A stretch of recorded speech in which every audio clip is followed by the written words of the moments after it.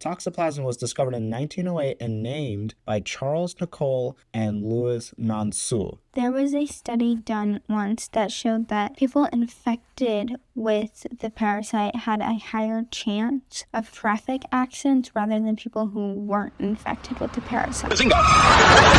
With the people who were infected, they had a massive infection with the parasite, and the case study that was done cannot reveal why people had a higher chance of traffic accidents if they were infected with the parasite. With how much of an impact the parasite has made, there have been mental disorders, and the first report was in 2001. A psychomotor performance suggested that individuals scored more poorly on standard computerized tests and appeared to lose their concentration more quickly. Schizophrenia, mood disorders, psychosis, and self-directed violence were also linked to Toxoplasma gondii. Toxoplasma gondii was elevated in neuropsychiatric patients compared to healthy volunteers in numerous studies. And the parasite also infects 30 to 60% of humans worldwide. Toxoplasma heavily impacts livestock like lambs, causing mass abortions, inability or lack of lactation in milk, and causes fevers to occur in the lambs. Due to the destructive nature of Toxoplasma, in Great Britain and Uruguay, 14,000 to 400,000 fetuses were killed,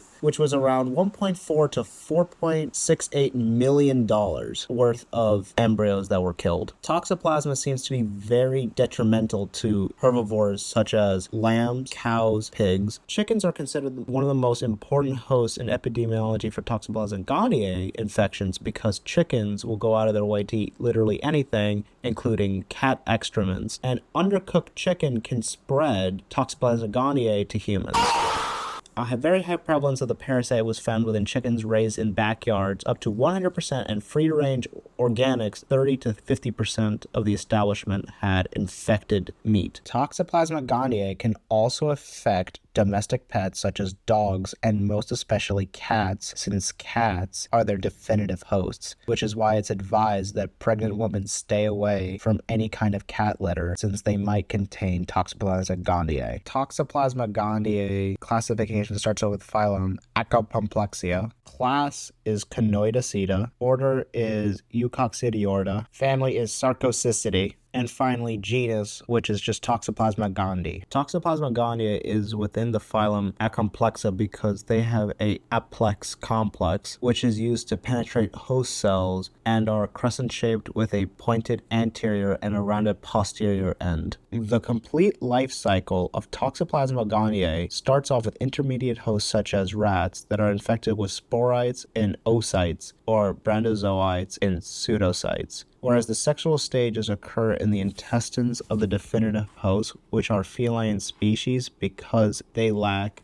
delta-6 desaturate in their intestines, which metabolizes linoleic acid. And due to the excess of linoleic acid within cats, it allows them to sexually reproduce. Toxoplasma gondii is unusual in that it does not need to pass through sexual stages or its definitive host for transmission to another species. Toxoplasma gondii is heterogeneous, meaning that it uses a lot of indirect hosts to eventually get to its definitive hosts. The definitive hosts are all kinds of felids, and its indirect hosts can range from birds to humans to rodents. The population ecology of Toxoplasma gondii is dependent on the number of felids in the area. For the geographic range for the parasite isn't restricted to any geographic range. They go where any wild cats are. Toxoplasma gondii is most closely related to other protozoan parasites within its phylum, like sarcocytes, Eismerium, and Isospora. There is coevolution between Toxoplasma and other parasites that affect the host brain to make them do a variety of tasks. Special shout out to a musical individual for helping me edit this video since I'm absolutely dog shit at doing this.